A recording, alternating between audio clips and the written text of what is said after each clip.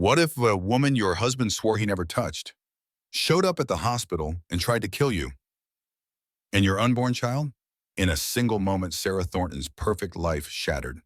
Blood on the floor, betrayal in her heart, and a billionaire husband facing the scandal of the century. But what came next wasn't weakness. It was war. A mistress obsessed, a wife fighting for justice, and a father whose revenge would shake an entire city. This is not just another love triangle. It's a story of power, betrayal, and ultimate redemption.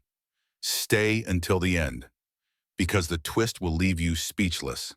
If you love intense drama, shocking revenge, and stories that hit straight to the heart, don't forget to like, comment, share, and subscribe for more stories that will keep you on the edge of your seat. The slap echoed through the hospital corridor.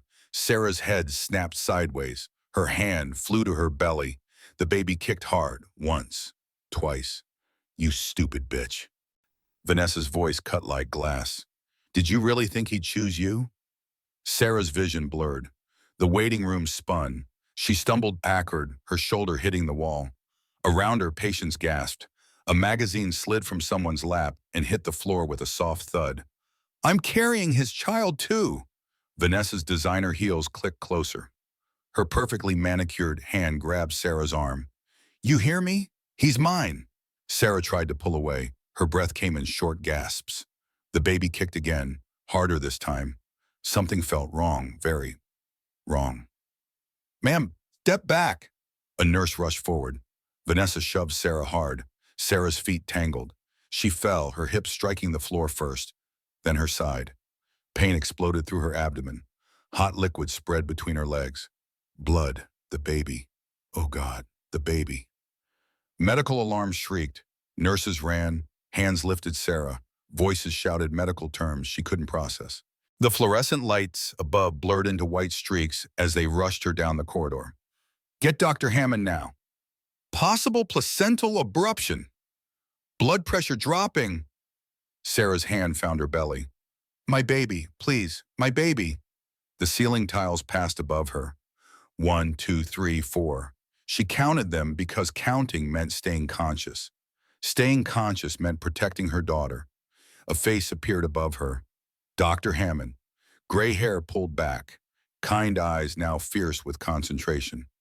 "Sarah, stay with me. We've got you. Both of you." The gurney crashed through double doors. More lights, more voices.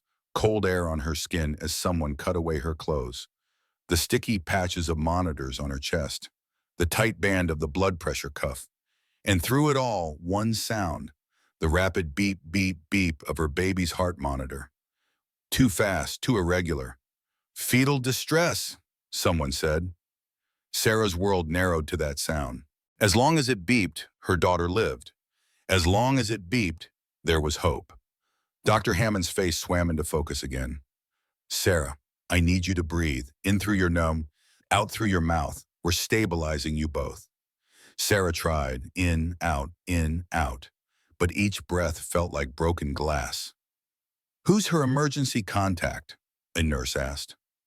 "Marcus Thornton," Dr. Hammond said. "It's in her file." "The Marcus Thornton?" "Just call, hey him." Sarah's eyes drifted closed. Behind her eyelids, she saw this morning. Marcus kissing her belly, Marcus promising to be home early, Marcus saying, "I love you, both of you." Had that been real? Or had she imagined the warmth in his voice? The baby kicked weakly. "Stay with me, little one," Sarah whispered. "Please stay with me." Somewhere in the distance, someone was making a phone call. Somewhere in the distance, her entire world was about to change. But here, now, in this moment, all that mattered was the beeping. The precious, irregular beeping that meant her daughter still fought. Sarah's hand tightened on her belly. "Mommy's here. Mommy won't let go." The machines beeped faster. The nurses moved with practiced urgency, and Sarah held on. Marcus Thornton stood at the head of the conference table, pointing to the third quarter projections on the massive screen behind him. 20 executives watched him with the careful attention that billions of dollars commanded. "The acquisition timeline puts us ahead of schedule," he said. "If we close it by December, we'll see returns by Q2 of next year." His phone buzzed in his pocket. He ignored it. The regulatory hurdles in Europe are minimal. Our legal team has already filed the necessary paperwork in Brussels, and his phone buzzed again. Then again. Marcus pulled it out, ready to silence it completely. Grace Mitchell's name flashed on the screen. Sarah's mother. Sarah's mother, who never called him. Ever. His stomach dropped. Excuse me. He walked toward the door, phone pressed to his ear.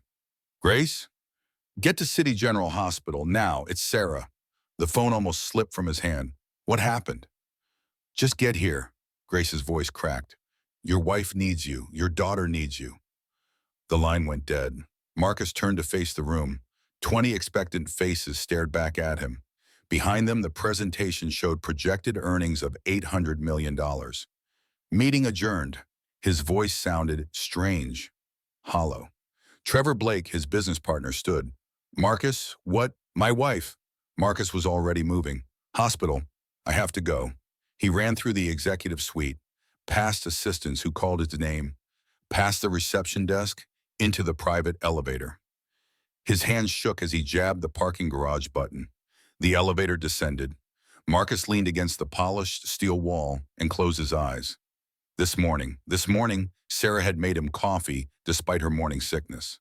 She'd worn his old college shirt and smiled when he'd kissed her belly. She'd hummed while pouring cream into his mug. I love you, he'd said. Both of you. She'd touched his face. Come home early tonight? I promise. He hadn't meant it. He had 3 more meetings scheduled. Dinner with potential investors, a conference call with Tokyo at 9. But Sarah had smiled like she believed him. The elevator doors opened. Marcus sprinted to his car. His hands fumbled with the keys. The engine roared to life. He pulled out of the garage doing 60 in a 20 zone and didn't care. Traffic blurred past. Red lights became suggestions. His phone rang through the car speakers. Trevor's name appeared on the dashboard screen. Talk to me, Trevor said. What do you need? I don't know. Grace just said hospital. Sarah and the baby? Which hospital? City General. I'm pulling up their info now. Emergency entrance is on the north side. I'll call ahead. Make sure they're ready for you. Marcus's jaw clenched. What if something's wrong? What if I... Don't. Just drive. Call me when you know something. The line disconnected. Marcus pushed the accelerator harder. The city streaked by. 4 miles became 3, became 2. His phone rang again. This time an unknown number. Hello? Mr. Thornton, this is Dr. Patricia Hammond from City General. Your wife has been admitted to our obstetric emergency unit. The world tilted.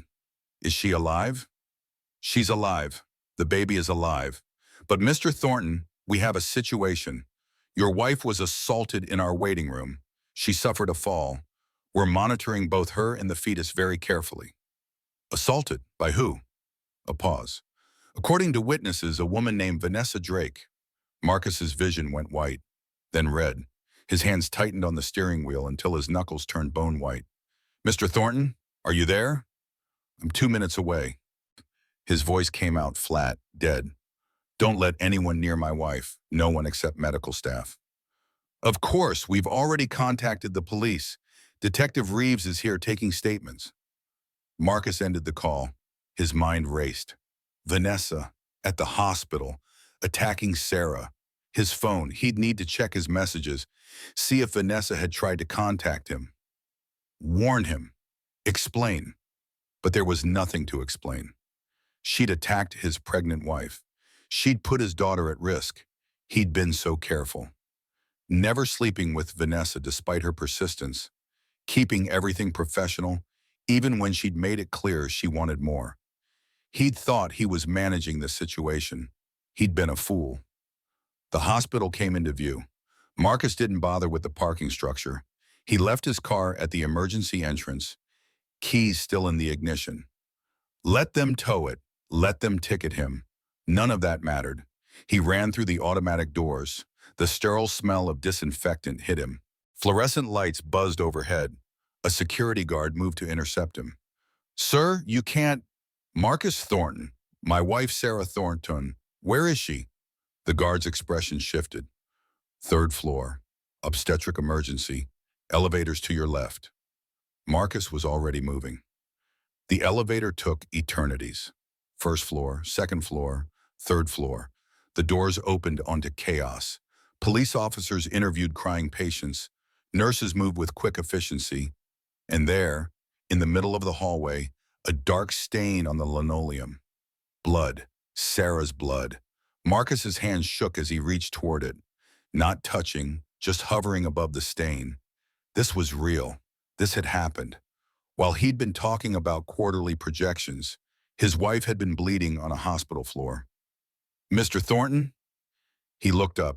A woman in her late 50s stood before him, gray hair pulled into a neat bun, shrubs stained with blood.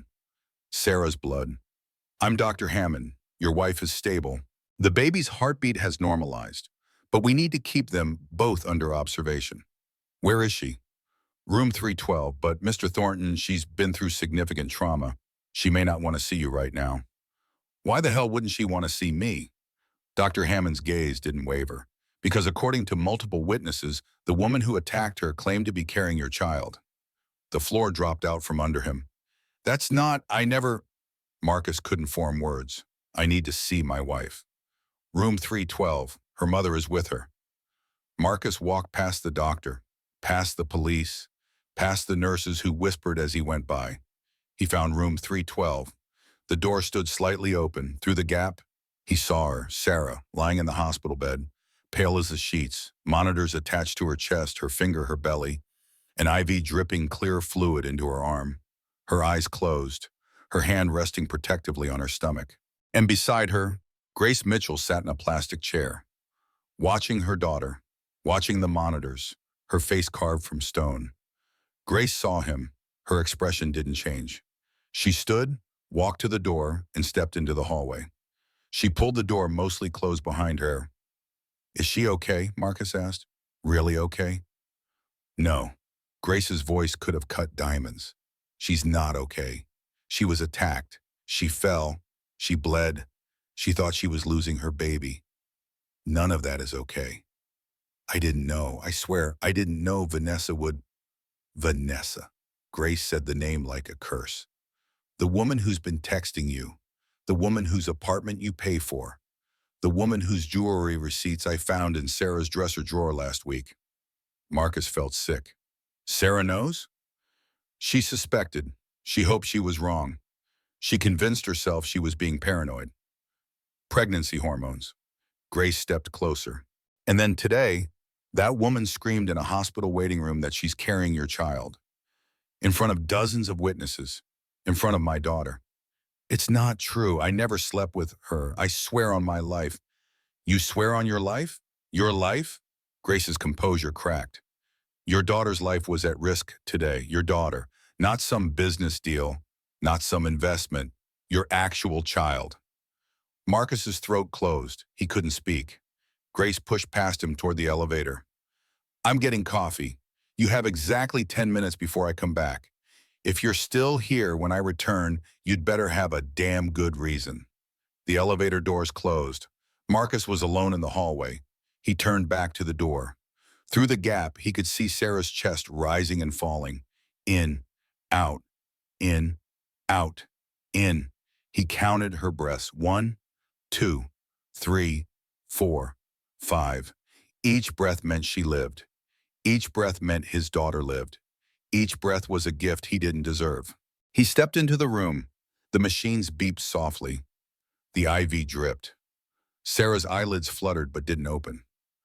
Marcus pulled the visitor chair closer to the bed. He sat. He wanted to take her hand but didn't dare. I'm sorry, he whispered. God, Sarah, I'm so sorry. On the fetal monitor, his daughter's heartbeat showed as a steady line of peaks and valleys. Strong, fighting, like her mother. Marcus put his head in his hands. And for the first time since his mother's funeral 15 years ago, Marcus Thornton cried. Detective Janet Reeves had seen a lot in her 20 years on the force. Bar fights, domestic disputes, gang violence. But she'd never seen anything quite like this. She rewound the security footage for the third time. The hospital waiting room filled the screen. Timestamp showed 11:47 in the morning. A pregnant woman in a blue maternity dress sat reading a magazine. Sarah Thornton, 32 years old. Married to one of the richest men in the city, third trimester. Just here for a routine glucose test. The automatic doors slid open. A blonde woman in designer clothes stormed in. Vanessa Drake, 28, social media influencer with 200,000 followers, currently paying $15,000 a month for a luxury apartment downtown. Janet paused the footage. Zoomed in. Vanessa's face was twisted with rage. Her hands were clenched. This wasn't a woman who'd lost her temper in the moment. This was a woman who'd come here with purpose. Janet hit play. Vanessa crossed the waiting room in 6 strides. Sarah looked up. Her expression shifted from confusion to fear in less than a second. Janet turned up the volume. The audio was scratchy but audible. "You stupid bitch!" Vanessa's voice came through the speakers. "Did you really think he'd choose you?" Sarah stood, backing away. Her hand went to her belly, protective, instinctive. "I'm carrying his child too." Vanessa grabbed Sarah's arm. "You hear me? He's mine." Sarah tried to pull away. Vanessa's grip tightened. Then Vanessa shoved. Hard. Two-handed push to Sarah's shoulders. Sarah fell. Janet had watched the footage 10 times now. Each time she saw the same thing. Sarah trying to catch herself, her hip hitting first, then her side. The way her hand never left her belly even as she fell. The dark stains spreading across her dress. The moment the nurses started screaming. Janet paused the video on Vanessa's face, right after the push, before she'd run. There it was. Not remorse, not horror, satisfaction. A knock on the door pulled Janet's attention from the screen. "Come in." A young officer entered carrying a tablet. "Got the witness statements compiled. All 15 of them." "Give me the highlights." The officer scrolled through. Consistent across the board. Vanessa Drake entered the waiting room at 11:47, immediately approached Sarah Thornton. Loud confrontation. Physical assault. Sarah fell, started bleeding. Drake fled the scene. Anyone try to stop her? 2 people. Both say Drake pushed past them. One of them's a 70-year-old man with a knee replacement. The other's a pregnant woman herself. Neither could physically restrain her. What about after she left? Security cameras pick her up? Parking lot footage shows her getting into a white BM registered to Marcus Thornton. Janet leaned back in her chair. So he bought her a car too. Looks like it. We've got her apartment address from the registration. Want me to get a warrant? Not yet. We've got enough for an arrest warrant from the assault alone. But let's see if she's stupid enough to go home first. Janet pulled out her phone. "I'll call the DA's office. Get them started on charges." The officer left. Janet turned back to her computer screen. She opened Vanessa's social media profiles. Instagram showed a carefully curated life. Designer clothes, expensive restaurants, first-class flights. The captions all hinted at a mysterious, wealthy boyfriend. Photos strategically cropped to hide faces but show luxury. Janet scrolled back 6 months. The posts changed. More photos of jewelry, more hints about her amazing man, more cryptic references to "soon everyone will know." 3 months ago, in a photo that made Janet's jaw tighten. Vanessa in a restaurant, the background slightly out of focus but visible. And reflected in the window behind her, clear as day, sat Marcus Thornton. Janet saved the image, kept scrolling. 2 months ago, 1 month ago, 2 weeks ago, then, last night, posted at 11:37 at night, a photo of Vanessa's hand wearing a diamond bracelet. The caption read, "Some women know their worth, others learn the hard way." And this morning, posted at 10:15, 3 hours before the attack, a photo of City General Hospital. The caption, "Time to set some things straight." Premeditation, clear as glass. Janet's phone rang. Marcus Thornton's lawyer. That was fast. "Detective Reeves, this is Richard Morrison. I represent Marcus Thornton. I understand you're investigating an incident involving his wife." "That's correct. Mr. Thornton wants to cooperate fully. He's prepared to provide any and all information you need." Janet pulled out a notepad. "Is he available now?" "He's at the hospital with his wife, but he can meet you within the hour if necessary." "It's necessary. Have him meet me at the hospital security office. I need to talk to him while the footage is fresh.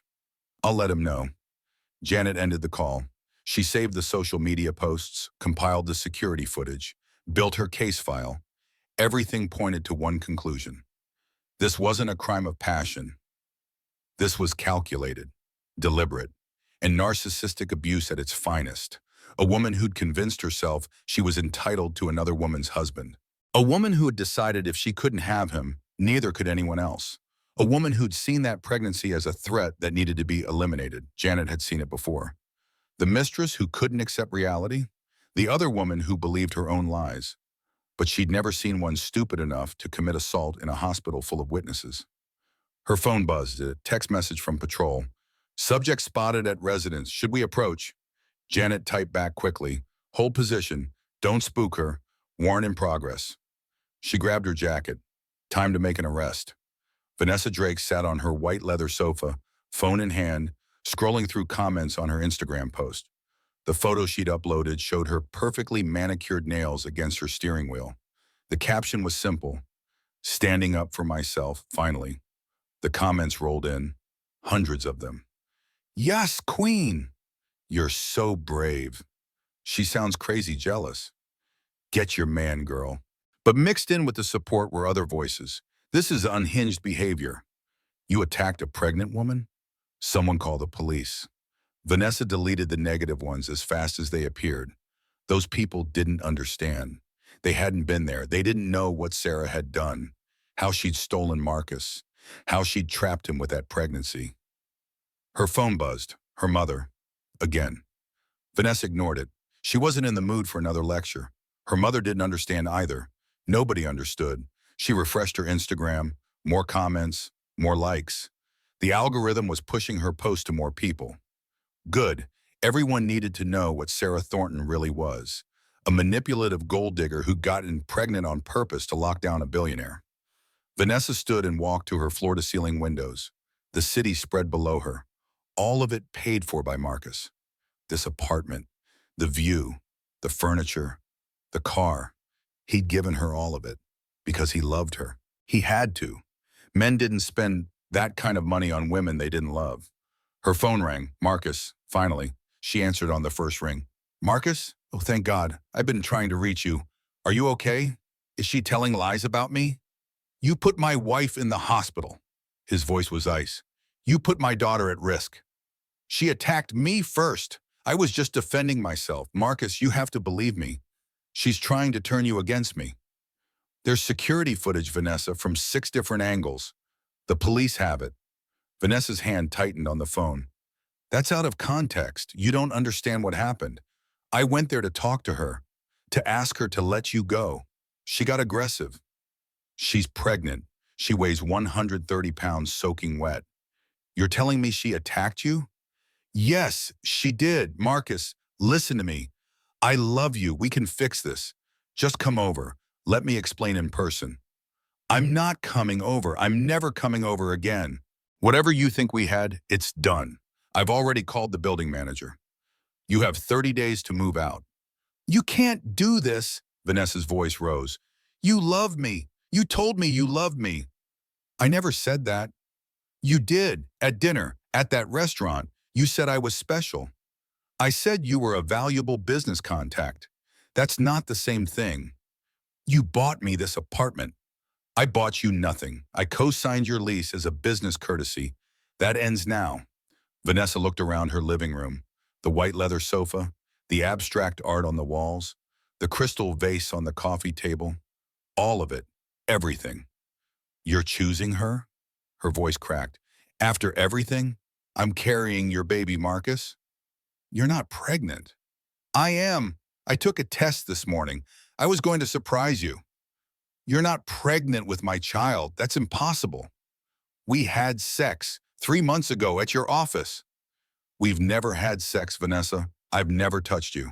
Not once. You're lying, she was screaming now. You're lying because of her. She's poisoning you against me. Goodbye, Vanessa. The line went dead. Vanessa stared at her phone. The screen showed Marcus's contact photo, his professional headshot from the company website. She'd looked at this photo 1,000 times. Imagined him looking at her that way. All business intensity focused on her. She called him back. Straight to voicemail, she texted, "We need to talk. This is important." The message showed as delivered, not read. She texted again. "I'm sorry about what happened. I lost control. It won't happen again." Delivered, not read. "Marcus, please. I love you." Delivered, not read. "Answer me." Delivered, not read. Vanessa threw her phone across the room. It hit the wall and clattered to the floor. The screen cracked. She didn't care. She walked to her bedroom, opened her closet, reached into the back and pulled out a shoebox. Inside were photos. Printed photos from her phone. Marcus at restaurants. Marcus at business events. Marcus getting into his car.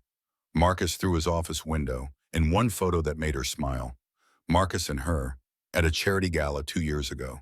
They were standing next to each other, not touching, not looking at each other, but they were in the same frame, together. She'd gotten that photo printed and framed. It sat on her nightstand, Marcus and Vanessa, together. This was proof they were meant to be together. Her doorbell rang. Vanessa put the photos back, smoothed her hair, checked her appearance in the mirror. Probably Marcus, coming to apologize, coming to tell her he'd overreacted. She opened the door. Detective Janet Reeves stood in the hallway, 3 uniformed officers behind her. "Vanessa Drake?" "Yes." "You're under arrest for felony assault and reckless endangerment." Janet pulled out handcuffs. "Turn around and put your hands behind your back."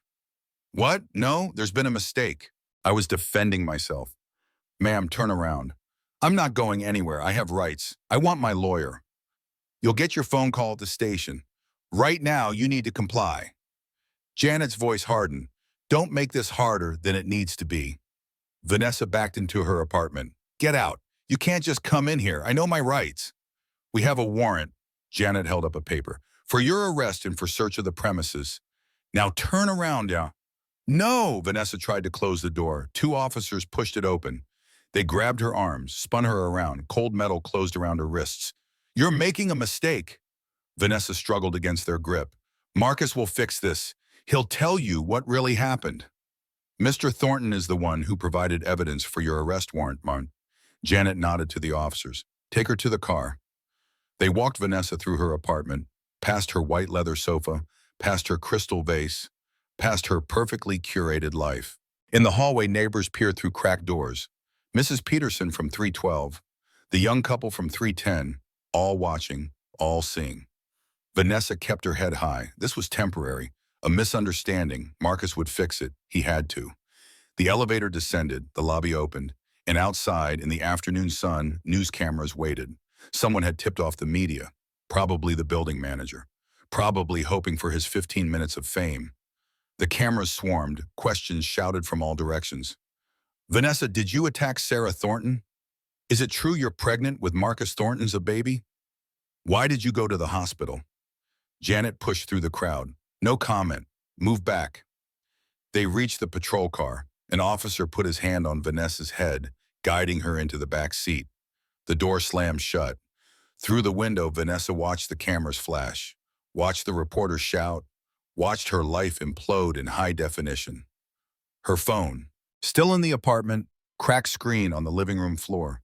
She needed it, needed to call Marcus, needed to fix this. But the car was already moving.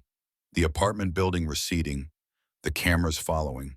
And in the back seat behind bulletproof glass, Vanessa Drake started to understand. This wasn't a misunderstanding. This was real. Marcus sat in the hospital room watching Sarah sleep. 4 hours since the attack. 4 hours since his world had fractured. 4 hours of machines beeping and Grace's silence from the hallway. Sarah's eyes opened. For a moment, she just looked at the ceiling. Then her hand moved to her belly. The monitor showed the baby's heartbeat. Still strong, still fighting. "Hey," Marcus said softly. Sarah's head turned. She looked at him, really looked at him. Her expression didn't change. "You're still here," she said. "Where else would I be?" "I don't know, with her?" The words hit like a physical blow. "Sarah, I need to explain." "Explain what? That you've been having an affair? That your mistress is pregnant?" That she hates me enough to attack me in a hospital? Sarah's voice stayed flat, emotionless, worse than anger. I never slept with her. Okay. I'm serious. I never touched her. Not once. Okay. Sarah, please, you have to believe me. Why? Now her eyes met his. Why do I have to believe you? Because you're my husband. Because you promised to love and protect me? Which promise should I trust, Marcus? He had no answer. Sarah looked back at the ceiling. When did it start? There was no affair. When did whatever you're calling it start? Marcus ran his hand through his hair. A year ago, she came to the office about a potential partnership, social media marketing for our new product launch. She was smart, funny. We talked business. And then? And then she started texting. About work at first, then about other things, personal things. I should have shut it down, I know that, but it felt good, having someone interested in what I was saying. I'm interested in what you say. You're interested in the father of your child, the man who pays the bills, the husband who comes home. She was interested in me, Marcus, not my money or my name. Sarah laughed. It sounded like breaking glass. You actually believe that? You actually think she cared about you and not your bank account? At the time, yes. How much did you give her? Marcus hesitated. How much? I co-signed her apartment lease, bought her a car, paid for dinners, gifts, maybe $200,000 over the past year. $200,000. Sarah's hand tightened on the bedsheet. I asked you last month if we could renovate the nursery, add a bathroom connecting to our room. You said it was too expensive, that we needed to watch our spending. That's different. How? The renovation was unnecessary. The nursery is fine. You were being hormonal. Sarah turned her head to look at him. Get out. Sarah, get out of my room. Get out of this hospital. Get out of my life. No, we need to talk about this. There's nothing to talk about. You chose her. You gave her money, time, attention while I was home alone, pregnant with your child. You told me I was hormonal when I asked for a bathroom. You gave her a BM. I made mistakes. I'm admitting that, but I never cheated on you. You texted her at night when you thought I was asleep. I heard you laughing at your phone. I asked who it was and you said work. Was that cheating? Marcus said nothing. You took her to dinner at Marcello's, our restaurant. The place you proposed. Was that cheating? How did you? I found the receipt in your jacket pocket. 2 entrees, 2 glasses of wine, tiramisu for dessert. I hate tiramisu. She must love it. It was a business dinner. You met her at her apartment multiple times. The building has visitor parking logs. My lawyer already subpoenaed them. Was that business too? Marcus felt sick. You hired a lawyer? 3 weeks ago, when I found the jewelry receipt, when I realized you were lying. Sarah's voice finally cracked. Do you know what it's like? Lying in bed at 2 in the morning, feeling your baby kick, and wondering if your husband loves someone else? I don't love her. Did you tell her you loved her? No. Did you tell her she was special? Maybe. I don't remember. Did you tell her things you haven't told me? About your childhood? About your father? About the miscarriage we had before this pregnancy? Marcus's throat closed. You did. Sarah's tears started. You shared our pain with her. You gave her pieces of us. I'm sorry. Do you even know what you're sorry for? Are you sorry you did it or sorry you got caught? Both, neither. I don't know. Marcus put his head in his hands. I was scared. When you got pregnant, I was terrified. My father cheated on my mother constantly. She stayed. She suffered. I watched her suffer. And I thought, what if I'm like him? What if I can't be faithful? So you made it a self-fulfilling prophecy. I didn't sleep with her. You gave her everything but sex. Do you really think that's better? Sarah wiped her eyes. I felt the first kick alone. I was at the grocery store reaching for milk, and she kicked. Our daughter kicked. And I stood there in the dairy aisle and cried because you weren't there. I was at work. You were at work that night too, and the night after, and the night after that. I painted the nursery alone. I built the crib alone. I went to doctor appointments alone. Where were you? Working, building our future, building a future with another woman. That's not fair. Fair. Sarah's voice rose. You want to talk about fair? Your mistress attacked me today. She put our daughter at risk. She screamed in a public hospital that she's pregnant with your child. And you're worried about what's fair? I told you I never touched her. Why should I believe anything you say? Sarah pressed the call button. Nurse, I need someone in here, please. Sarah, don't. A nurse entered. What do you need, honey? I need him to leave. He's upsetting me. My blood pressure is rising. The nurse looked at Marcus. Sir, I'm going to have to ask you to step out. She's my wife, and she's my patient. Right now, stress is dangerous for both mother and baby. Please step outside. Marcus stood, looked at Sarah one more time. She turned her face to the wall. He walked into the hallway. The door closed behind him. Grace Mitchell sat in a chair beside the door. She'd heard everything. Her expression told him exactly what she thought. Don't, Marcus said. Don't what? Don't tell you that you're a fool? Don't tell you that my daughter deserves better? Don't tell you that you're exactly like every other rich man who thinks money substitutes for character? I never cheated. You broke your vows in every way but one. Congratulations. That's a really small moral victory. Grace stood. My daughter is the strongest woman I know. She survived her father leaving. She survived law school. She survived a miscarriage that nearly killed her emotionally. And now she has to survive you. I love her. Love isn't something you feel. It's something you do. Every day, every choice, every moment you choose her over everything else. Grace stepped closer. You failed, and now you get to live with it. She walked past him into Sarah's room. The door closed. Marcus stood alone in the hospital corridor. Around him, life continued. Nurses moved between rooms. Doctors consulted charts. An orderly pushed a wheelchair. Normal hospital sounds. Normal hospital smells. His phone vibrated. Trevor. Talk to me, Trevor said. How's Sarah? Stable, baby's okay, but she won't talk to me. Can you blame her? Whose side are you on? Yours, always. That's why I'm telling you the truth. You messed up, spectacularly, and now you're going to have to figure out how to fix it. I don't think I can. Then accept that. Accept the consequences.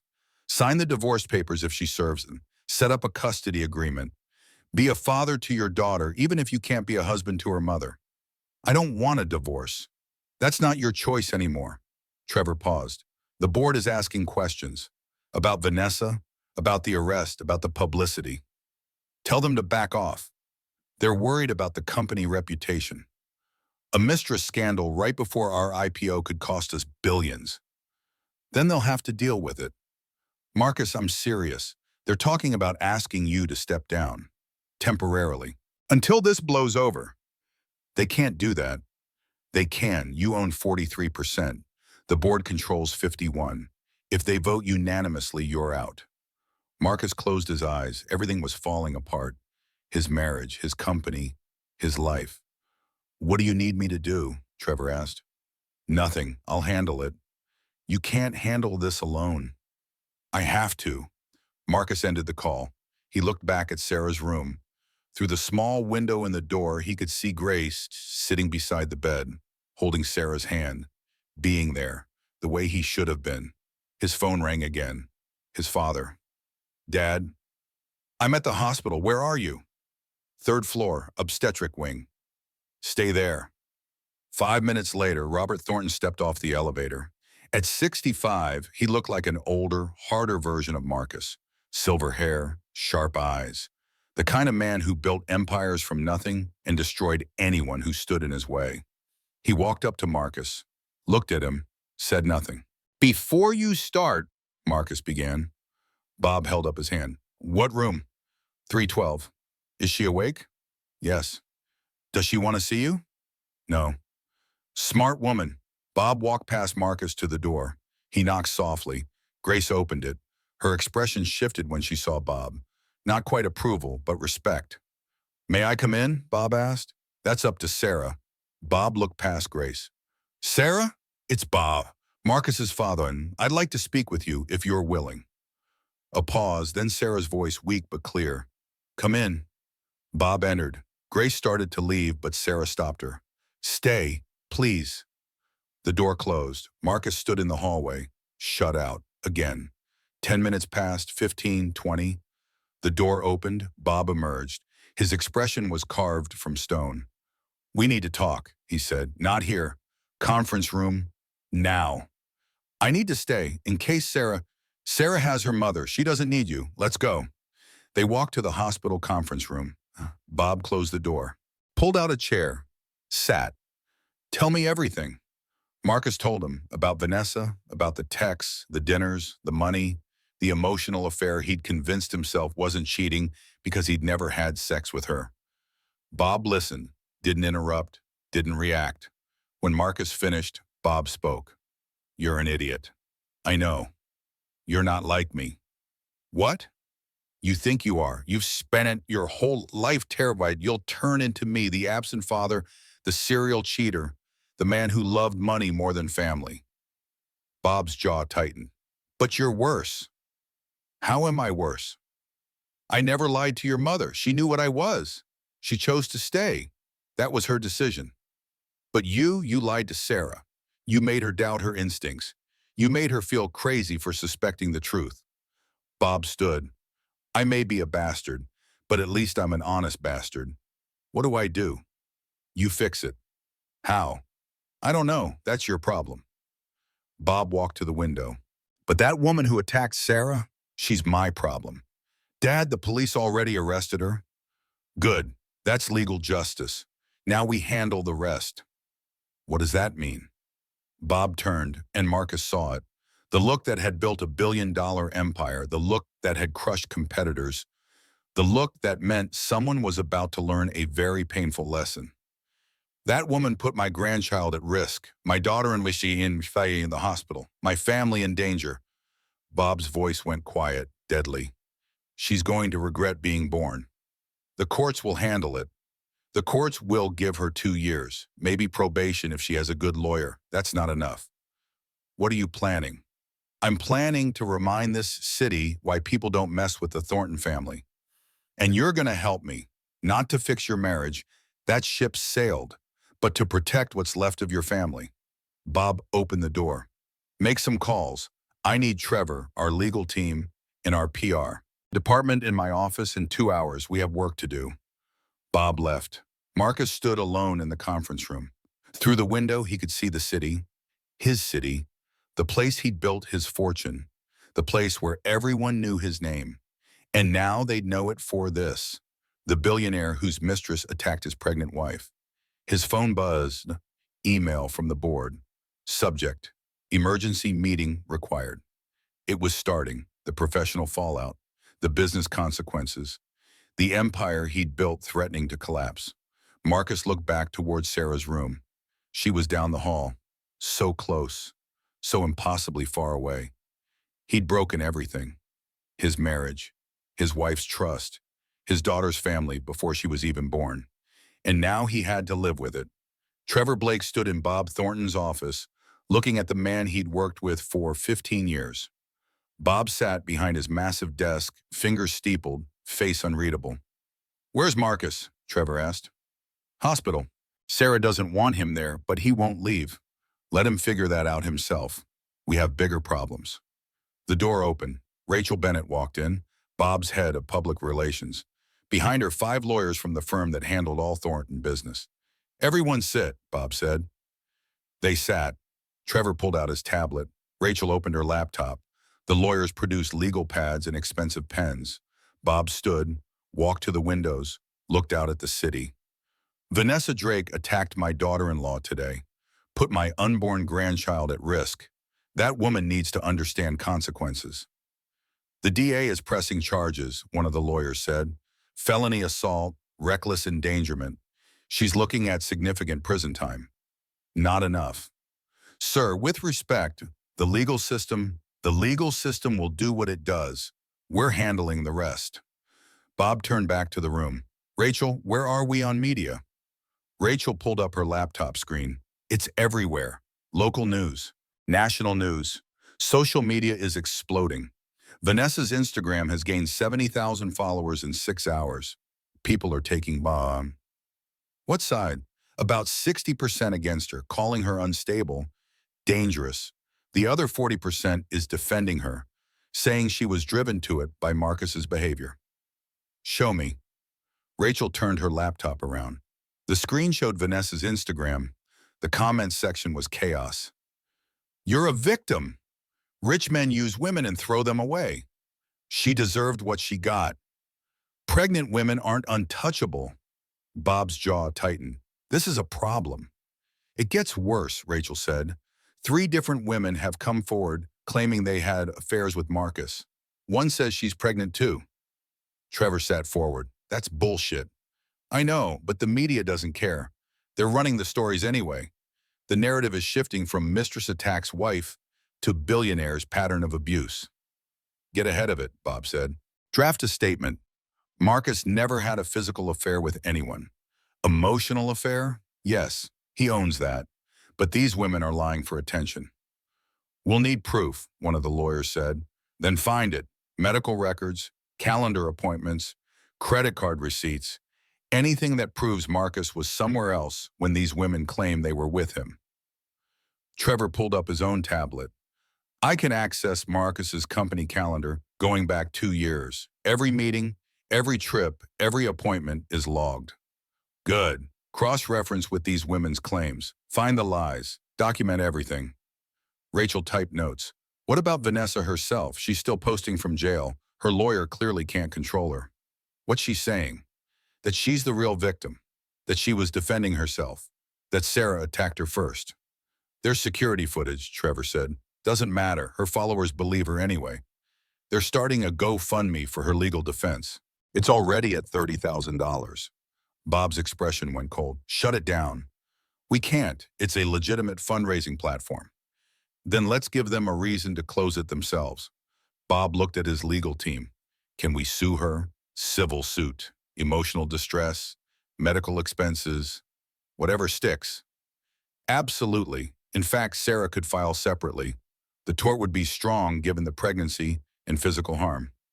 Do it. File on behalf of Sarah. Make it loud. Make it public. I want every news outlet to know that we're not just relying on criminal charges. We're coming after her financially too. One of the younger lawyers shifted uncomfortably. Sir, this could look like we're using our wealth to bully her. Good. Maybe other would-be mistresses will think twice before attacking pregnant women. Trevor checked his watch. The board meeting is in 30 minutes. They're going to ask Marcus to step down. Let them try. Bob, they have the votes. I know they have the votes. Let them do it. Let Marcus taste real consequences. Then when this blows over and the company needs him back, he'll have learned something. What if it doesn't blow over? It will, because we're going to make sure of it. Bob sat back down, pulled up a file on his computer. I've been digging into Vanessa Drake's background. The woman isn't who she claims to be. Everyone leaned forward. Bob turned his screen around. Vanessa Marie Drake, born in Toledo, Ohio. Not Connecticut like her social media says. Father was a construction worker. Mother was a waitress. Solid middle-class family. Nothing wrong with that. But she's been lying about her background for years. Why does that matter, Rachel asked. Because her whole brand is built on being from old money. East Coast family, trust fund baby, it's all fake. She reinvented herself after college, moved to the city, created this persona. How'd you find this? Private investigator. He's been working since noon, found her high school yearbook, birth certificate, marriage license. She was married? For 6 months when she was 22, to a guy named James Peterson. He filed for divorce citing emotional abuse and financial manipulation. Vanessa took him for everything he had in the settlement. Trevor whistled. So she has a pattern. She has a very clear pattern. The PI found 5 other relationships, all with wealthy men, all ended badly, all resulted in Vanessa getting money, gifts, or property. She's a con artist, one of the lawyers said. She's a very good con artist. And Marcus was her biggest mark. Bob closed the file. Get this information to the media. Background it properly. Make sure it's airtight. I don't want any defamation claims coming back on us. This will destroy her, Rachel said. Good. Sir, some people will see this as cruel. A billionaire family using their resources to crush a woman. And those people can think whatever they want. My priority is protecting my family. If that makes me cruel, I'll live with it. The room fell silent. Trevor spoke carefully. Bob, I understand you're angry, but there's a line here between justice and revenge. I'm not interested in revenge. Revenge is emotional. This is strategic. That woman is dangerous. She's unstable. She's manipulative. And she targeted my family. If we don't shut this down completely, she'll keep coming back. She'll write a book. She'll do interviews. She'll spend the rest of her life monetizing her relationship with Marcus. So this is about protecting the family brand. This is about making sure my granddaughter grows up without having her father's mistakes thrown in her face every time someone Googles the Thornton name. Rachel nodded slowly. I can work with that angle, protecting the innocent, especially the baby. That's sympathetic. Do it. And Rachel, I want an interview. Me, on camera. The major business network. Prime time. Are you sure you hate media appearances? I'll make an exception. Set it up for tomorrow night if possible. I want this message out before the weekend news cycle. What message? Bob's eyes went hard. That my family takes care of its own, and anyone who threatens that will face consequences. The meeting continued for another hour. They divided tasks. Rachel would handle media strategy. Trevor would compile evidence about Marcus's whereabouts to disprove false claims. The legal team would draft the civil suit and coordinate with the DA's office. When everyone filed out, Trevor stayed behind. You're going scorched earth on this, he said. Yes. Does Marcus know? Marcus doesn't get a vote. He broke it. I'm fixing it. He's your son, which is why I'm cleaning up his mess instead of letting him drown in it. Bob stood, walked back to the windows. When he was 8 years old, he came home crying. Some kid at school had pushed him off the swings, gave him a bloody nose. You know what I did? What? I went to that kid's house, had a conversation with his father, explained that my son was off limits, that if anything else happened, there would be consequences, not threats, just facts. What happened? Nothing. That's my point. The kid left Marcus alone because he understood. Actions have consequences, and the Thornton family doesn't get pushed around. Vanessa isn't 8 years old. No, which means the consequences are bigger. Bob turned back to Trevor. I'm not doing this to be vindictive. I'm doing this because if we don't establish boundaries now, this will never end. She'll keep coming, keep causing problems, keep trying to insert herself into Marcus's life. She's going to prison for 2 years, maybe less with good behavior. What happens when she gets out? She writes her memoir, goes on talk shows, builds her brand as the woman who was wronged by the billionaire. Trevor saw the logic. Ruthless, effective, exactly what he'd expect from Bob Thornton. What about Sarah? Trevor asked. Does she know what you're planning? Not yet, but I'll tell her. She deserves to know that her family is being protected. And if she doesn't want this, if she wants to handle it quietly, then I'll apologize and do it anyway. That woman put my grandchild at risk. This is personal now. Trevor's phone buzzed. Text from Marcus. Board meeting starting. They're voting. Go, Bob said. Represent my interests. Vote to keep Marcus on, if it comes to that. But if they override you, let it happen. He needs to learn. Trevor left. Bob stood alone in his office, looking out at the city he'd conquered 40 years ago. This wasn't about revenge. This was about power. About showing everyone who watched that the Thornton family protected its own. That you could challenge them in business, you could compete with them in the marketplace, but you didn't attack their family. His phone rang, the private investigator. What do you have? Bob asked. You were right. Vanessa Drake has done this before. Multiple times. I've got documentation on 6 previous relationships. All followed the same pattern. She targets successful men, usually married or in committed relationships, presents herself as sophisticated and cultured, gets them to spend money on her. Then when they try to end it, she escalates. Escalates how? threats, harassment. In 2 cases, she showed up at the men's homes. One case, she slashed the wife's tires. She's always careful, never quite crosses the line into criminal behavior. Until today. Why today? Why did she finally cross that line? Marcus cut her off completely. No more money, no more attention. And based on the timeline, Sarah's pregnancy became real to her. Before it was abstract.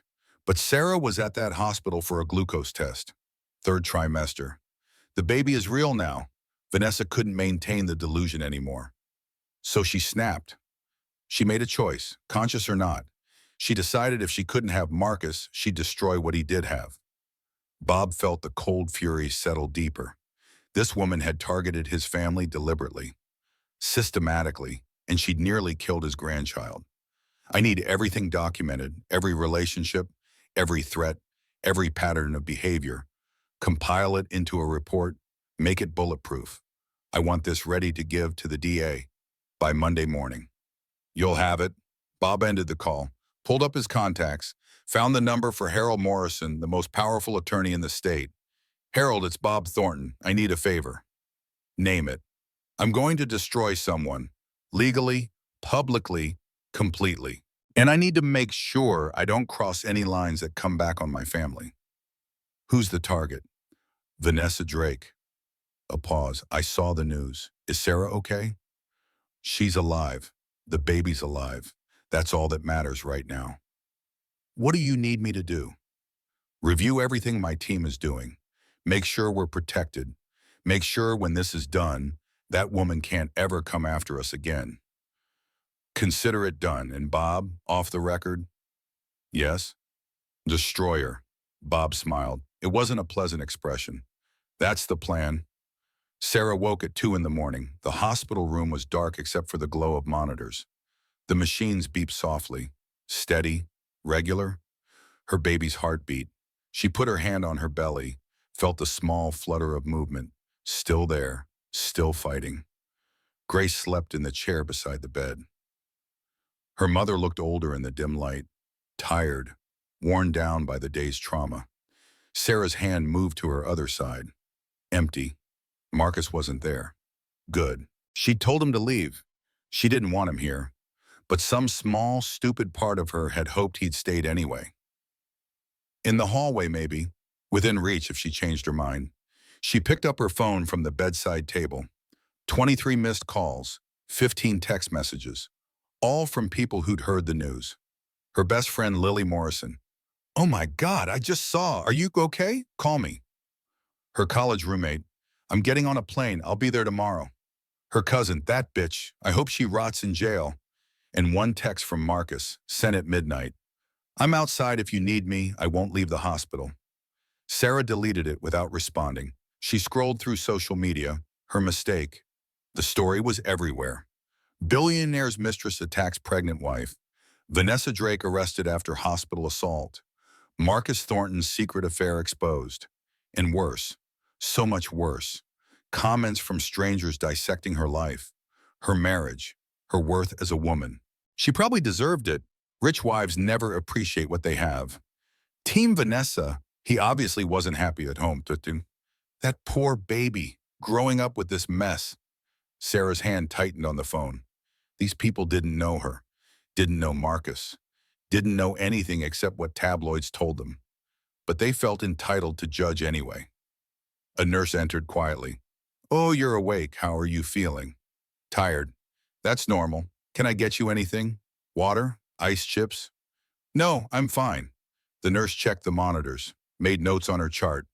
Everything looks good. Baby's heart rate is perfect. Your blood pressure has normalized and you're doing great. When can I go home? Dr. Hammond wants to keep you for observation. At least 48 hours. Then we'll see. The nurse left. Sarah stared at the ceiling. 48 hours in this hospital. 2 days of machines and monitors and nurses. 2 days of being alone with her thoughts. Her phone buzzed. Lily calling. Sarah answered. Hey. Don't hey me. I'm downstairs. They won't let me up because it's not visiting hours. Can you tell them it's okay? Lily, it's 2 in the morning. I don't care. I'm not leaving until I see you. Despite everything, Sarah smiled. Hold on. She pressed the call button. The nurse returned.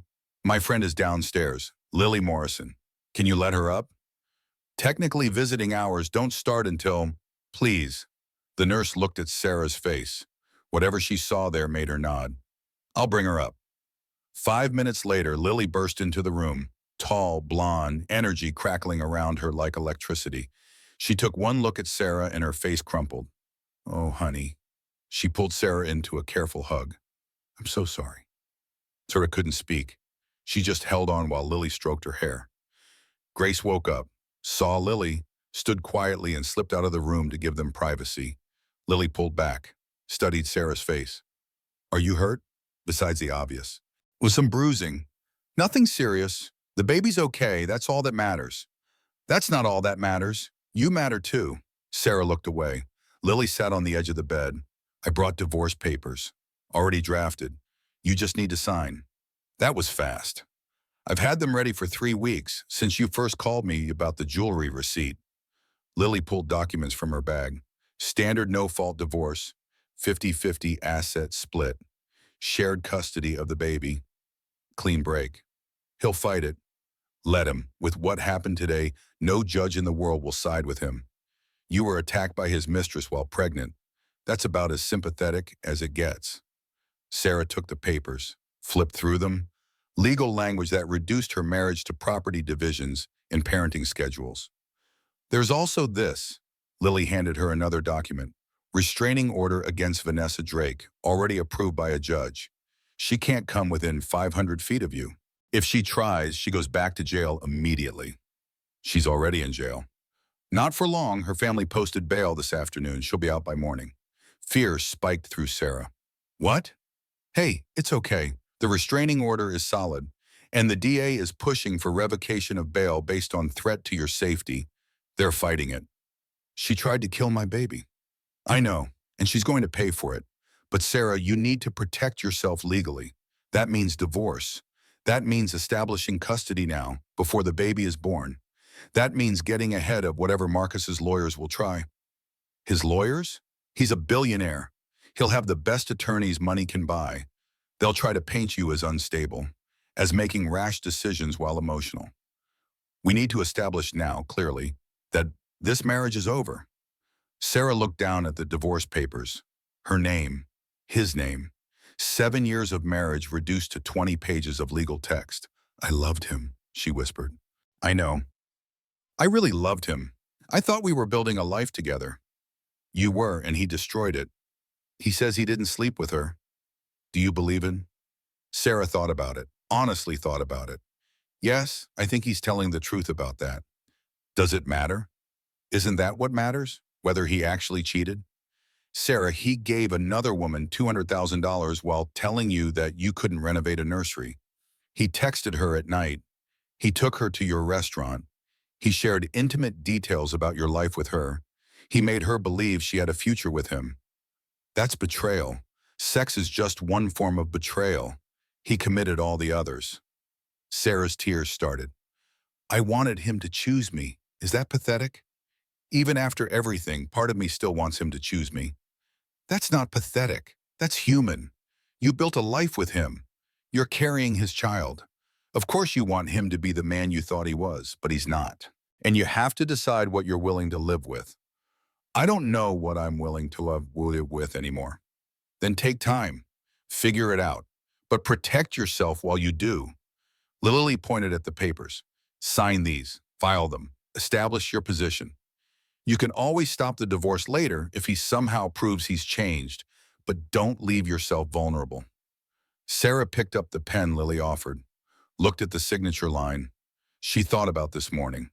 Marcus kissing her belly, promising to be home early, saying he loved them both. She thought about the jewelry receipt, the late-night texts, the restaurant where he'd proposed taking another woman. She thought about Vanessa Drake screaming in a hospital hallway. He's mine. She signed her name. Good, Lily said. I'll file these tomorrow. He'll be served by Monday. What happens then? Then he hires lawyers. We negotiate. Eventually you're free. Free. The word should have felt liberating. Instead, it felt like loss. like everything she'd built crumbling to dust. "Can you stay?" Sarah asked. "Just for a little while?" "I'll stay as long as you need." Lily settled into the chair Grace had vacated. Sarah laid back against her pillows. The machines continued their steady beeping. The baby kicked softly, and Sarah closed her eyes, trying not to think about the man sitting somewhere in this hospital, waiting for her to call him back. Still hoping for forgiveness she didn't know how to give. Marcus sat in the hospital cafeteria nursing his fourth cup of coffee. Around him, night shift workers grabbed quick meals. Exhausted residents scarfed down sandwiches. Worried family members stared at nothing. His phone showed 3:15 in the morning. He'd been here for 16 hours. He wasn't leaving. Trevor had called twice. The board had voted. Marcus was on temporary administrative leave while the scandal died down. Temporary. Right. Trevor would run the company in his absence. The IPO was postponed indefinitely. Everything was falling apart. His phone buzzed. His father. "Dad, you still at the hospital?" "Yes." "Has Sarah talked to you?" "No." "Good. Don't push her. Let her come to you if she wants to. I'm not giving up on my marriage. Your marriage ended the day you started texting another woman at midnight. Whether you realize it or not, it's over. Now you're just waiting for the funeral." Marcus's jaw tightened. "You're not helping." "I'm not trying to help your marriage. I'm trying to help you be a father. Those are different things. Sarah might not want you as a husband, but your daughter still needs a dad." "I know that." "Do you? Because the board meeting today suggests otherwise. You let yourself get distracted. You let yourself be vulnerable. And now the company we built together is at risk." "I'll fix it." "You won't. I will. That's what I'm calling about. Tomorrow night, I'm doing an interview. National Business Network, prime time. I'm going to address this situation directly." "What are you going to say?" "The truth. That my daughter-in-law was attacked. That we're pursuing all legal options. That Vanessa Drake is dangerous and unstable. That this family protects its own." "That'll make things worse." "No, silence makes things worse. Right now, the narrative is spinning out of control. Vanessa's playing victim. Social media is taking sides. We need to get ahead of it." "By having my father clean up my mess?" "Yes, because right now you're in no position to do it yourself. You're sitting in a hospital cafeteria feeling sorry for yourself while your wife signs divorce papers with her lawyer." Marcus's head snapped up. "What?" "Lily Morrison arrived about an hour ago. I have people watching the hospital. They saw her go up with documents, my guess. Sarah's filing for divorce, probably tonight." The coffee turned to acid in Marcus's stomach. "She can't, not this fast."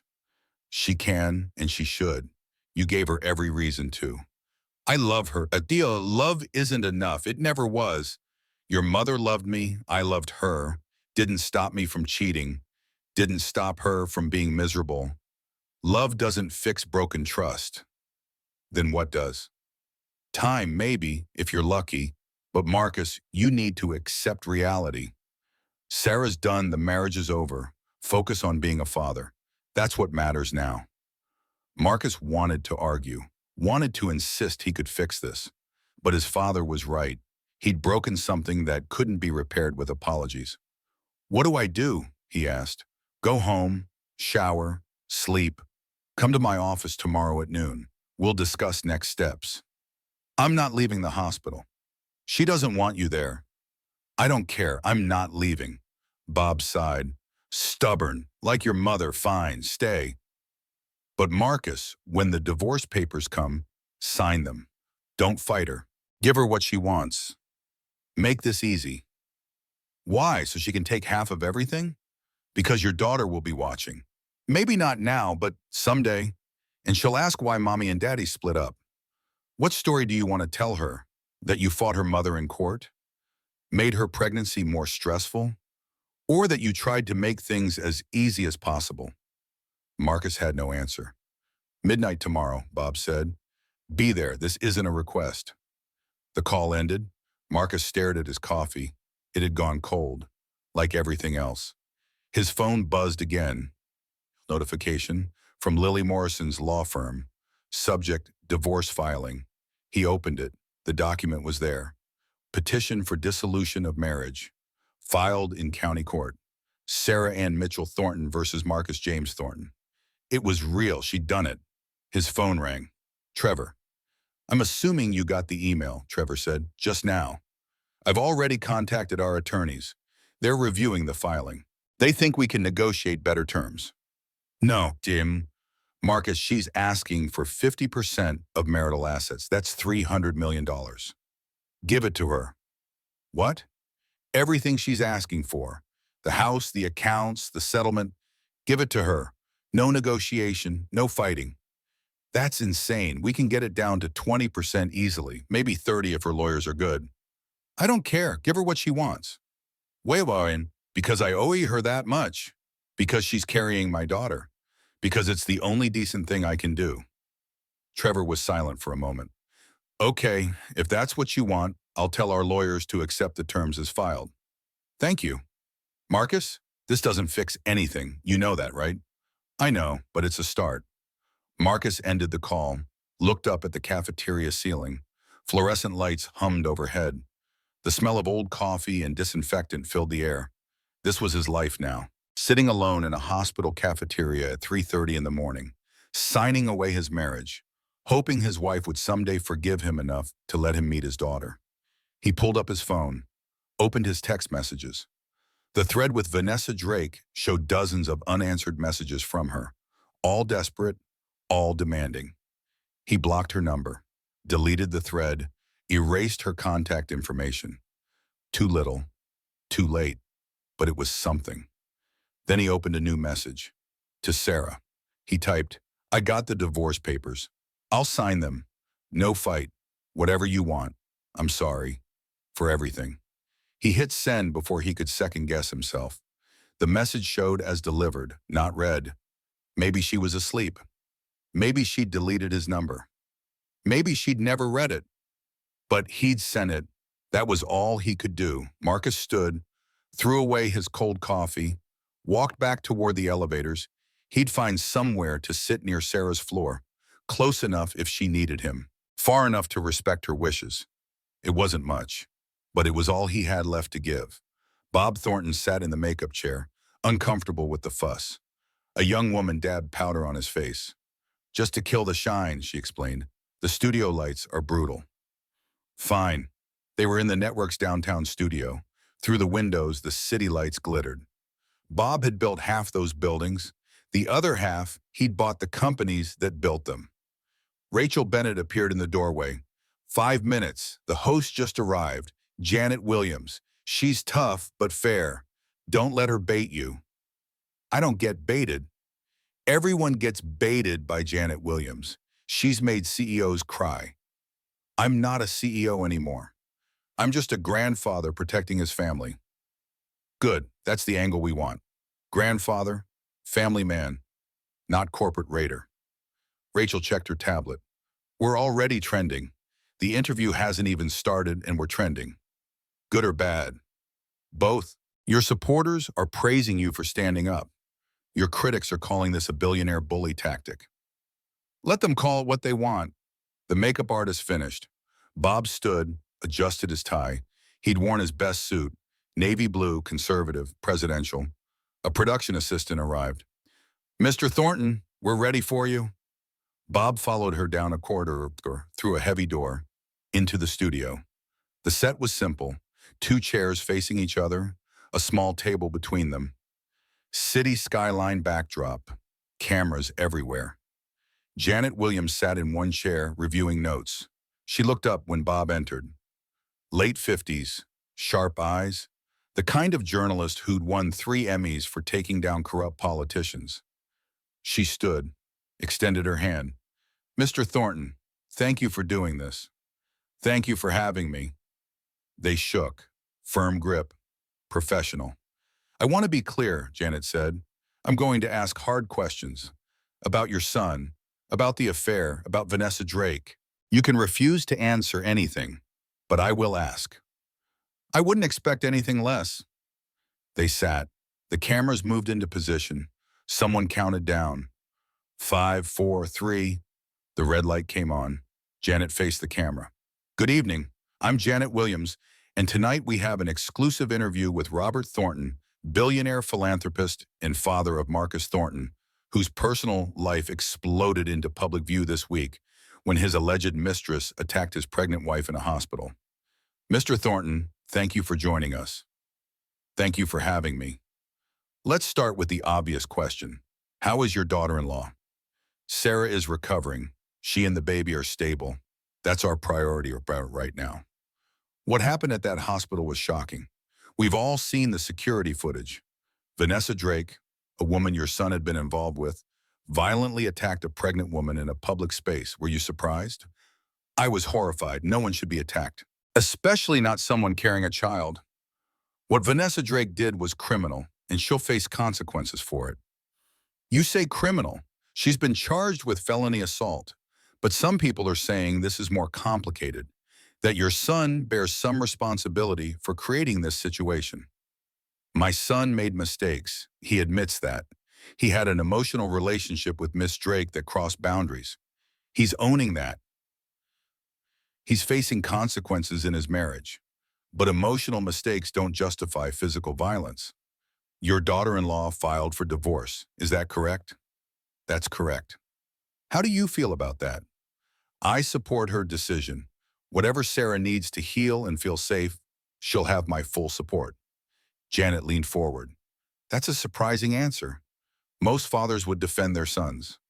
I'm not most fathers, and I'm not interested in defending the indefensible. Marcus broke his marriage vows, maybe not physically, but in every other way that matters. Sarah has every right to leave. You're being remarkably candid. I see no point in lying. The facts are public. My son was involved with another woman. That woman attacked his wife. Those are the facts. How we respond to those facts is what defines us. Let's talk about Vanessa Drake. What can you tell us about her? Miss Drake is a troubled woman who targeted my family. We've uncovered a pattern of behavior spanning several years. She's done this before, multiple times. She finds successful men, inserts herself into their lives, extracts resources, and when they try to end the relationship, she escalates. That's a serious accusation. It's documented fact. We have statements from 6 other men. Similar patterns, similar outcomes. The district attorney's office has all of this information. If that's true, why wasn't she stopped before? Because she was careful. She never quite crossed the line into criminal behavior. Until now. Until she attacked a pregnant woman in a hospital. You're a wealthy man, Mr. Thornton. A powerful man. Some might say you're using those resources to destroy this woman. I'm using those resources to protect my family. There's a difference. If Vanessa Drake had simply ended her relationship with my son and moved on, we'd have no quarrel. But she attacked Sarah. She endangered my grandchild. That's unforgivable. Are you pursuing civil action against her? Yes, Sarah is filing a civil suit for emotional distress, medical expenses, and punitive damages. We're also exploring every legal option available to ensure Miss Drake can never do this to another family. That sounds like revenge. That sounds like justice. Revenge would be illegal. We're staying well within the law, but yes, we will hold her accountable. Completely. Janet consulted her notes. Let's talk about your son. Marcus has been placed on administrative leave from his company. The IPO has been postponed. His marriage is ending. That's a lot of consequences. Yes, and he'll survive them because he's strong enough to face what he's done. That's what character means. Not avoiding consequences, but accepting them. Do you think he can rebuild his life? I think he can try. Whether he succeeds depends on him, on whether he learns from this, on whether he becomes the father his daughter deserves. You seem very focused on your granddaughter.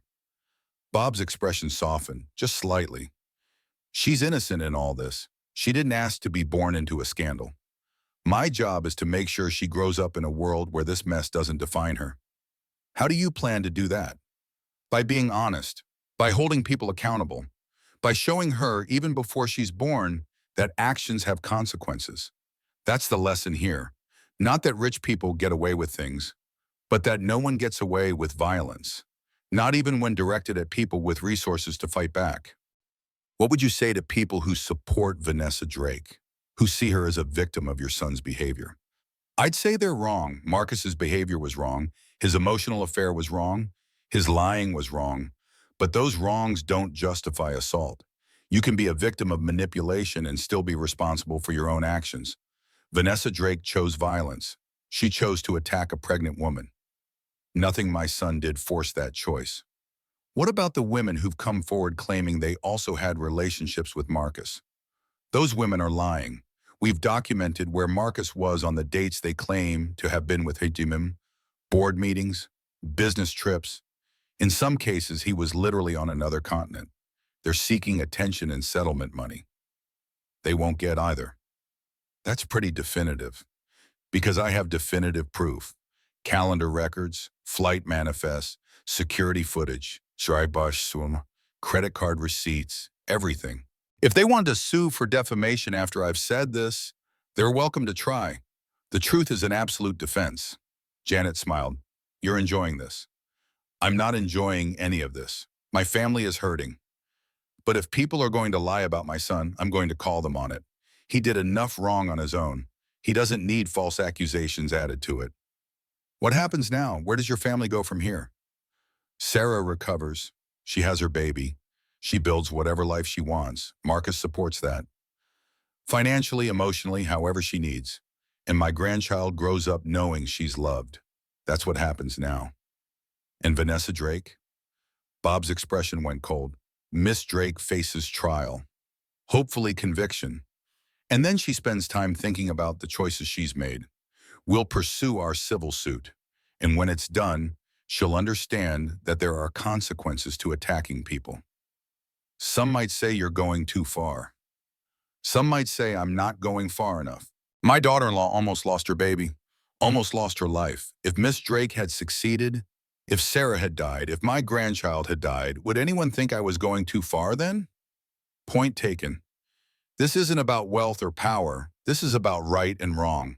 Attack a pregnant woman, face consequences. It's that simple.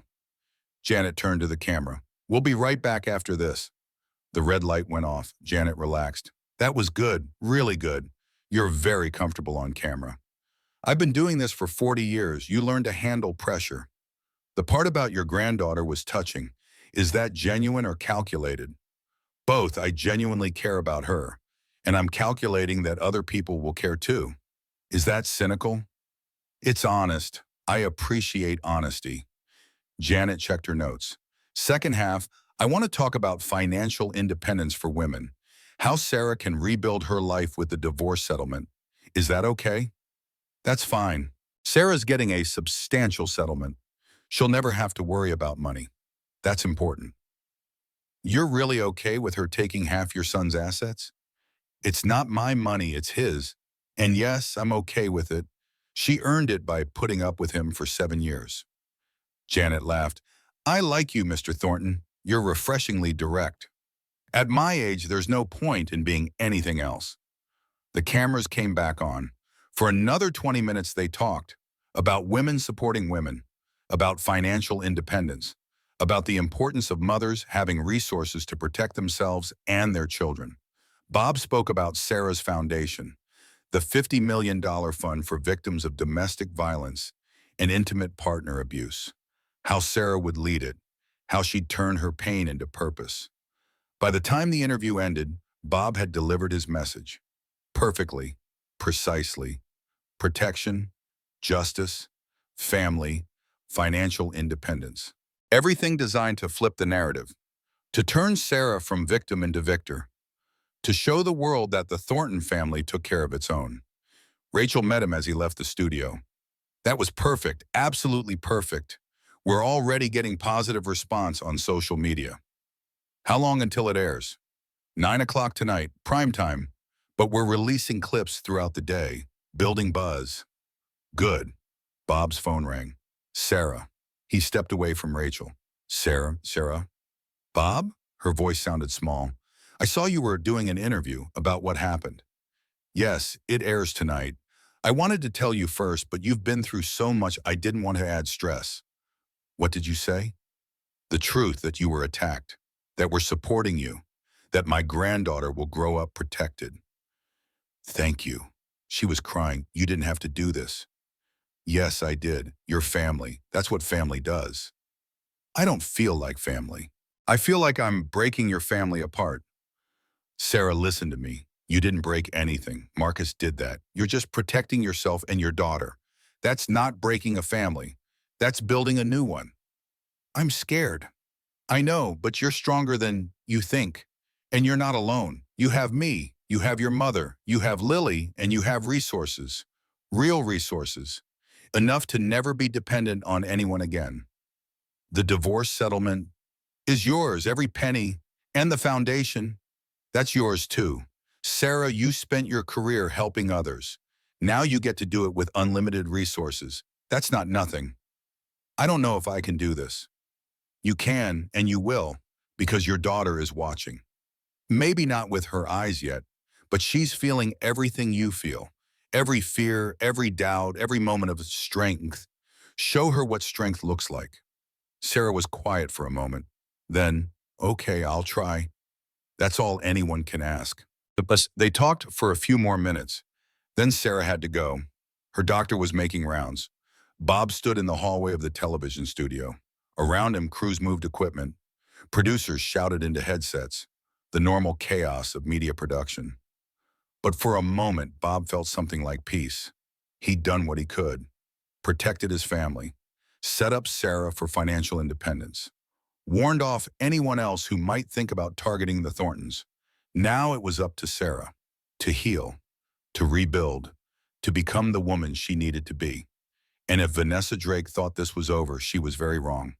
This was just beginning. 6 weeks later, Sarah sat in the courthouse, her pregnant belly prominent under her simple dress. Lily Morrison reviewed notes beside her while Grace held her hand. Marcus entered, taking a seat in the back row. Sarah had given him permission to attend, but made clear the boundaries. He could watch. Nothing more. The courtroom filled quickly. Media packed the back rows. Vanessa Drake sat at the defense table, looking thin and diminished. Her designer clothes were gone, replaced by cheap department store outfits. When their eyes met, Sarah saw only hatred. Judge Patricia Morrison called the court to order. The prosecution began methodically. Detective Reeves testified about the investigation. Witnesses described the attack. The security footage played on multiple screens. Sarah watched herself fall, watched the blood spread. It felt distant, like watching someone else's tragedy. Dr. Hammond testified about the injuries. The attack could have resulted in the death of both mother and child. The defendant's actions created immediate, life-threatening danger. Then Vanessa took the stand. She dressed carefully, simple clothes, minimal makeup, playing the victim. "We were in love," Vanessa said softly. "Marcus promised we'd be together, that once the baby was born, he'd leave her." Lies, all lies. But Vanessa delivered them perfectly. "I went to the hospital to talk to Sarah, woman to woman, to ask her to let him go. She got aggressive, started screaming. I pushed her in self-defense. I didn't mean for her to fall." The prosecutor stood for cross-examination. "Miss Drake, 3 hours before the incident, you posted a photo of the hospital with the caption, 'Time to set some things straight.' That sounds premeditated." "I was just going to talk." "And this post from the night before, 'Some women learn the hard way.' Were you planning to teach Sarah a lesson?" "No, that's not what I meant." "You've done this before, haven't you? Targeted successful married men. 6 different relationships. Same pattern every time." Vanessa's composure cracked. "Those men made promises." "Did Marcus Thornton promise to leave his wife?" "Yes," he said. "We have text message records, calendar appointments, credit card receipts. He never promised you anything. You created a fantasy. And when reality didn't match that fantasy, you attacked a pregnant woman." "She attacked me first." Security footage says otherwise. Multiple angles, multiple witnesses. You approached her, you grabbed her, you pushed her. All documented. Vanessa was crying now. "He promised me. She trapped him with that baby." The courtroom erupted. Judge Morrison banged her gavel. Vanessa's lawyer looked defeated. His client had just destroyed her own defense. The jury deliberated 3 hours. On the charge of felony assault, we find the defendant guilty. On the charge of reckless endangerment, we find the defendant guilty. Vanessa collapsed, sobbing. Judge Morrison set sentencing for 2 weeks later. Outside, Sarah gave a brief statement. This is about accountability for my daughter and every woman who's experienced violence. In the car afterwards, Sarah leaned back exhausted. Her phone showed a text from Marcus. Thank you for your courage. Our daughter's lucky to have you. She read it twice. Didn't respond. She wasn't ready. Maybe she never would be. But at least now she could move forward with justice, with safety, with the knowledge that she'd stood up for herself and her child. That was enough, for now. 3 weeks after the trial, contractions started at 2 in the afternoon. Sarah was at the foundation office when the first wave hit. That's different, she said, gripping her desk. Lily looked up. Different how? Like someone squeezing my entire middle. We're going to the hospital. Now. Grace met them there. Dr. Hammond was waiting. Let's check you out. 6 centimeters dilated, active labor. The baby was coming today. Hours passed, the pain intensified. Sarah had wanted to avoid an epidural, but by 7 centimeters, she changed her mind. Drugs, please. All the drugs. The anesthesiologist arrived. Sweet relief flooded through her body. Between contractions, Sarah made a decision. I want to talk to Marcus. Grace brought him in. He looked terrified. Sarah?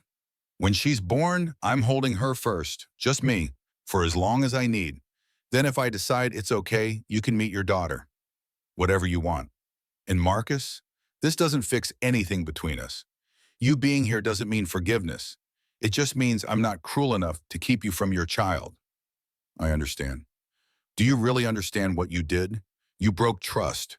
Without that, we have nothing but co-parenting agreements. Marcus nodded, tears streaming. I understand. Good. Now get back in the hallway. 2 more hours. Then Dr. Hammond announced, 10 centimeters, it's time. Sarah pushed and pushed and pushed. One more big push. Meet your daughter. Sarah screamed and pushed, a cry strong and loud and perfect. It's a girl! They placed the baby on Sarah's chest, warm and wet and wailing. Sarah's hands came up automatically, cradling, protecting. Hi, baby. I'm your mama. The crying stopped. The baby opened dark blue eyes, looking up at her mother. You're perfect. You're so perfect. After the checks, after the cleaning, Sarah held her wrapped daughter. What's her name? Dr. Hammond asked. Emma. Emma Grace Mitchell. No Thornton. She'd decided weeks ago. Sarah looked toward the door where Marcus waited. Lily, can you get him? Marcus entered slowly, reverently. Come meet your daughter. He washed his hands. Sarah showed him how to hold her. Marcus took Emma carefully. Hi, Emma. I'm your dad, and I promise I'm going to be the father you deserve. Emma yawned, then settled against his chest. I'm going to be better, Marcus said. For her. Not to win you back. I know that's over. But because Emma deserves a father who's learned from his mistakes. Yes, she does. After he left, Sarah held Emma close. It's just you and me, little one. We're going to be amazing. And she believed it. Despite everything, she was happy, actually happy. She'd gone from dependent wife to independent woman, from victim to survivor to victor. The divorce settlement was finalized. $300 million. True financial independence. Your grandpa Bob will spoil you, Sarah told Emma. Grandma Grace will teach you strength. Aunt Lily will teach you justice. And I'll teach you that you're complete on your own. Emma blinked those serious eyes. And your daddy? He'll have to earn his place because you're precious. And we don't give our time to people who don't treasure it. Sarah kissed Emma's forehead. Outside, the sun was setting. Golden light filled the room. In her mother's arms, Emma Grace Mitchell slept peacefully. All she knew was love. And for now, that was enough. 6 months later, Sarah stood on stage at the Foundation's charity gala. 500 influential people filled the ballroom. Behind the scenes, Grace held Emma, who was fascinated by her grandmother's pearl necklace. 6 months ago, I was attacked in a hospital hallway, Sarah began. I almost lost everything. The room silenced. I spent weeks asking why. What did I do wrong? But those were the wrong questions. The right questions were, how do I heal? How do I protect my daughter? How do I help other women? She paused, letting it settle. This foundation exists because I had resources. Most women don't. Most women facing narcissistic abuse are alone, financially dependent, legally vulnerable. Statistics appeared on the screen. Domestic violence, financial abuse, women trapped. In 6 months, we've helped 300 women. Emergency housing, legal representation, job training, everything needed for financial independence. Applause started. This is Maria, left with nothing but 2 daughters. We taught her accounting. She's now supporting her family independently. Click. This is Jennifer. Her husband's mistress threatened her children. We provided legal help, security. Today she's safe. Click. This is Rachel, 45, hadn't worked in 20 years. We taught her digital marketing. She runs her own consulting business now. Standing ovation. These women aren't victims, they're warriors. They turned pain into strength, just like I did. Sarah announced expansions, university scholarships, national hotline, 24/7 support. 6 months ago, I was a victim. Today, I'm not. I'm a mother, a foundation director, a woman who learned that strength comes from walking away from what hurts you. She paused. This next part was important. My daughter's father is here tonight, in the back, because he bought a ticket like everyone else, because he's trying to be better. I'm teaching Emma that accountability matters more than perfection. She saw Marcus's shocked expression. I'm not telling you to forgive people who hurt you, I haven't, but you can move forward anyway. Their mistakes don't define your future. Financial independence gives you choices, and choices give you power. Final slide, Sarah holding Emma, both smiling. My daughter will grow up knowing she's complete on her own, that she doesn't need validation from any man, that she has resources to walk away if someone betrays her. Standing ovation, the entire room on their feet. Thank you for believing women deserve better, for helping us build a world where financial independence is a right, not a luxury. By night's end, they'd raised $12 million. Marcus approached afterward. Thank you for mentioning me, for saying I'm trying. You've been consistent with visitation, paid support, haven't tried to control. That's something. I'm in therapy, real therapy, working on why I sabotaged us. Good, keep doing that. Emma will appreciate it. I'm dating someone, Claire. It's getting serious. I wanted to talk to you before introducing Emma. Sarah analyzed her feelings. No jealousy, just mild interest. Let's do it gradually. Short outings first. I want to make sure she's good with Emma. Whatever you think is best. And Marcus? Be selective about who you introduce to her life. I will, I promise. He looked sincere. His actions backed up his words. There's something else. I'm starting a nonprofit for men, teaching emotional health, healthy relationships, breaking cycles of abuse from the male perspective. That's brilliant. You think so? Absolutely. Women need support after abuse. Men need education to prevent it. I'd talk about everything publicly. The emotional affair, the lies, full transparency. I think you should do it. Not the company. This. You could change lives. His eyes filled with tears. That means everything. Coming from you. It's the truth. You're not the man you were. That's real growth. Later, alone with Emma, Sarah felt closure. Not reconciliation, but completion. They'd both changed. Both grown. Both become better. That was enough. She drafted her next speech. About thriving, not just surviving. About building lives of purpose. A text arrived from Rebecca Sullivan, whom she'd helped 2 years ago. I'm graduating with my master's, becoming a therapist for narcissistic abuse survivors. You changed my life. Now I get to change others. Sarah smiled. This was success, impact, breaking cycles, building something that outlasted her. She fell asleep peacefully, dreaming of foundation expansions and changed lives. The real revenge wasn't destruction. It was construction. Building beauty from wreckage. That was victory. 5 years later, Sarah addressed the National Women's Conference. 3,000 attendees, 50 million watching online. Emma sat in front with Grace, 8 years old, understanding that her mama was important, that her mama helped people. Financial independence isn't about having money, Sarah said. It's about having choices, about leaving what hurts you, building what helps you. The audience listened intently. When I was attacked, I was lucky. I had resources. But every woman should have access to protection. Not luck, normalcy. Statistics appeared. Women trapped by financial dependence, lost everything in divorce, gave up careers, and became vulnerable. Sarah's foundation has helped 5,000 women in 5 years, 50 million in direct support, 200 scholarships, changed laws in 6 states. Thunder of applause. But it's not enough. We need national policy, mandatory financial education, protection for women who sacrifice careers, complete overhaul of economic power in relationships, building toward her announcement.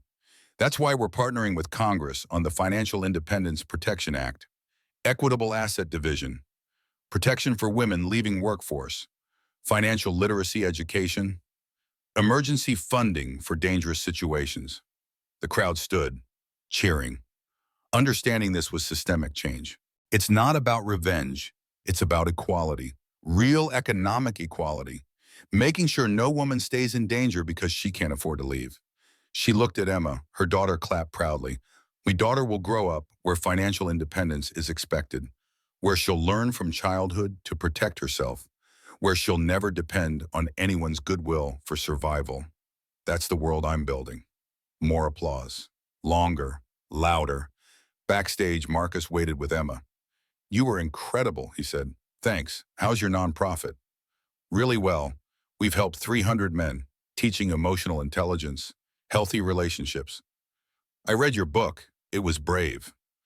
Marcus's memoir had become a bestseller. Full disclosure, his journey, his therapy work. People responded to his honesty. Claire helped write it. She keeps me honest. How is Claire? Great. She and Emma get along well. Claire's pregnant, actually. We're having a son. Sarah felt only happiness. Congratulations. Emma will love having a sibling. Emma ran up. Mama, you were on the big screen. Sarah scooped her up. Did you like the speech? Grandma said you're making the world better. I'm trying, baby. That's all anyone can do. Driving home, Emma asked, when I grow up, can I help ladies too? You can do anything. Help ladies. Be a scientist. Fly to space. Whatever makes you happy. I want to be like you. Sarah's throat tightened. Then be strong. Be kind. Be brave. Never let anyone make you feel small. Okay, I won't. That night after Emma slept, Sarah sat on her porch, stars visible despite city lights. Her phone showed messages from around the world. Women thanking her, sharing stories. Lives changed. This was legacy. Purpose. What mattered. She thought about Vanessa Drake, released from prison, living quietly elsewhere. No social media, no public presence. Just gone. The real punishment was irrelevance. Vanessa had sought attention. Now she had none. Meanwhile, Sarah had built an empire, changed laws, impacted thousands. That was victory, not destroying who hurt you, but becoming so successful they're just a footnote. Sarah looked at the stars, thought about the frightened hospital woman who thought she'd lost everything. We did it, she whispered. We survived. We thrived. We won. Tomorrow she'd meet senators about the Financial Independence Protection Act, interview candidates for foundation expansion, continue building her empire. Tonight she'd sleep peacefully, without fear or regret. She'd transformed her life, helped others transform theirs, turned pain into purpose. That was enough, more than enough. It was everything.